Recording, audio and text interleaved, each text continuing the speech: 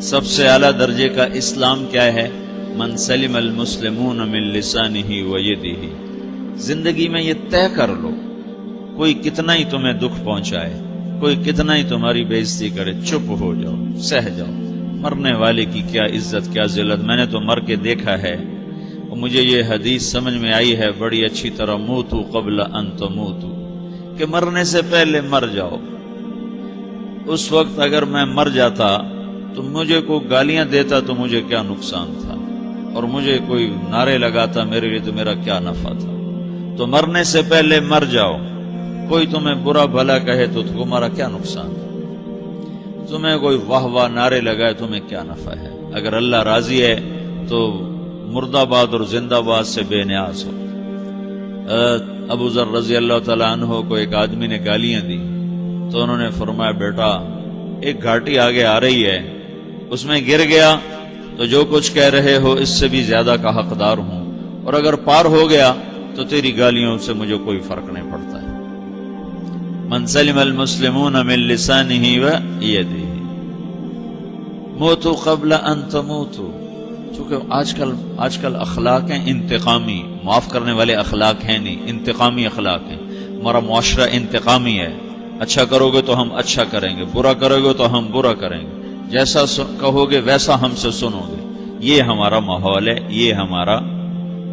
ایک ماں کہہ رہی تھی دوسری ماں کو، میرے پترا کدی کسی نے واسطے سلام نہیں کیتا، بڑے فخر سے کہہ رہی ہے، ہمارے اپنے گاؤں کی بات ہے، میرے پترا کدی نہیں کسی نے واسطے سلام کیتا، مائی جڑا کرے انہوں کریں دیں، جڑا نہ کرے انہوں پوچھ دے ہی کوئی نہیں۔ یہ وہ فخر سے کہہ رہی، جو سب سے بڑا عیب ہے وہ سب سے بڑا فخر بنا ہوا۔ میرے پترا کدی نہیں کسی نے واسطے سلام کیتا۔ جب ماں باپ نے یہ سبق دیا تو اولاد کا کیا قصور ہے؟ ہمارا معاشرہ انتقامی ہے، ایک کی 10 سنانے کا ماحول ہے، تو آپ 100 کی ایک بھی نہ سناؤ۔ احنف بن قیس رضی اللہ تعالیٰ عنہ پہ ایک آدمی نے چڑھائی کر کہنے لگا ایک سناؤ گے نا تو 10 سنو گے میری طرف سے۔ تو احنف بن قیس کہنے لگے بھائی تو مجھے 100 بھی سنائے گا نا تو میری طرف سے ایک بھی تو نہیں سنے گا۔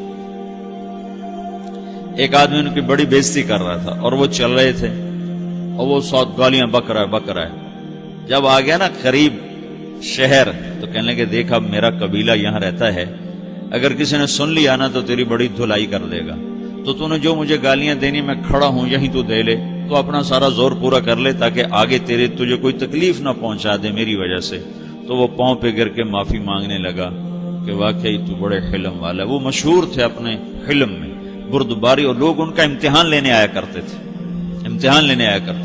کہ بھئی کوئی ہے جو احنف کو غصہ دلا دے، تو لوگ ناکام ہو جاتے تھے، ان کو غصہ نہیں آتا۔ ایسے ایک عرب سردار گزرا معن بن زائدہ، وہ بھی اپنے حلم میں بڑے مشہور تھے۔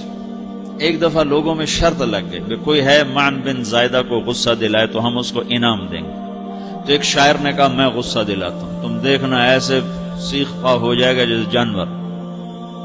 تو وہ چلا گیا اس کی مجلس میں، دربار لگا، عرب سردار تھا بہت بڑا، دربار لگا ہوا، تو کہتا السلام علیکم، وعلیکم السلام۔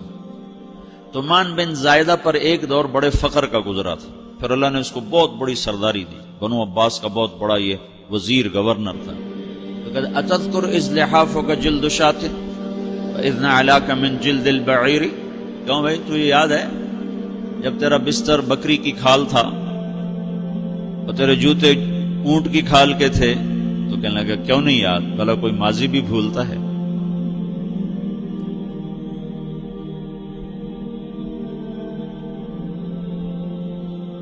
تو وہ کہنے لگا پہلا وار تو خطا کا فسبحان الذی آتاک ملکا وعلمک الجلوس علی السریر، تو پھر ساری تعریفیں تو اللہ کی ہیں جس نے تیرے جیسے کو تخت پہ بٹھا دیا۔ کہاں بھئی ساری تعریفیں اللہ کی ہیں، میری تو کوئی اوقات نہیں۔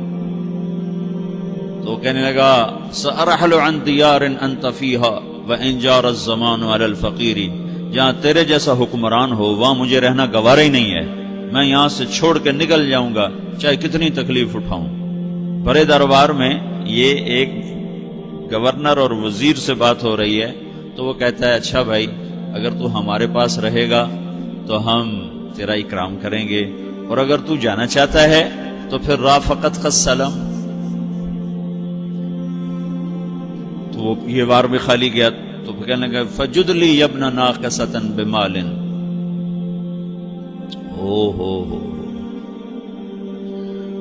او گندی ماں کے بیٹے مجھے کچھ عطا بھی کر، میں بغیر پیسے کے سفر کیسے کروں گا؟ عرب کو کسی کو بھی ماں کی گالی دے دینا پھر عرب سردار ہو. فجد لی یبن ناقصۃ بمال، بری ماں کے بیٹے مجھے کچھ پیسے بھی دے، میں نے جانا ہے. میں کہا بھائی اس کو 3000 دے دیا جائے. اللہ تو کہنے لگا قلیل ما آتیتنی و انی لأطمع منک فی الکثیر، یہ تو بہت تھوڑا تو نے دیا ہے، مجھے اور دے. کہا اچھا بھائی 3000 اور دے دو. تو وہ شاعر کی بھی آنکھیں پھٹ گئیں.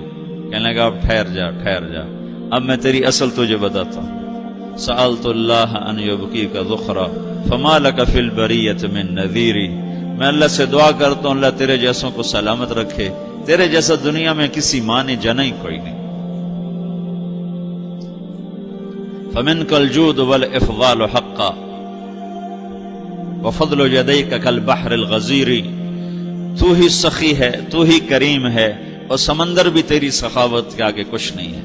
تو نے کہا اچھا بھائی تو نے ہماری برائی کی، ہم نے تمہیں 6000 دیے، اب تو نے ہماری تعریف کی، اب 10,000 اور دے دو اس کو.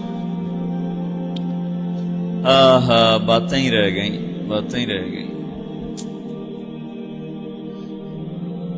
کہاں سے لائیں ایسے لوگ؟ ہمارا معاشرہ انتقامی ہے، بدلہ لینے کا ہے، بدلہ لینے کا. تو میرے ساتھ کیا میں نے بھی کرنا ہے. اعلیٰ درجے کا اسلام یہ سکھا رہا نہیں چپ ہو جاؤ، سلام مت بن جاؤ، سلامتی بن جاؤ، سلامتی کی علامت بن جاؤ. من سلم المسلمون من لسانہ ویدہ. اب وہ سوال کرتا ہے یا رسول اللہ ای الایمان افضل، سب سے اعلیٰ درجے کا ایمان کیا ہے؟ اسلام کیا ہے؟ کلمہ، نماز، روزہ، حج، زکوٰۃ. اعلیٰ درجے کا اسلام کیا ہے؟ من سلم المسلمون من لسانہ و یدہ. یہ اخلاق کا ادنا درجہ ہے، ادنا درجہ ہے. ادنا درجے پر پہنچ کر آپ اسلام میں اعلیٰ درجے پر آ سکتے ہیں.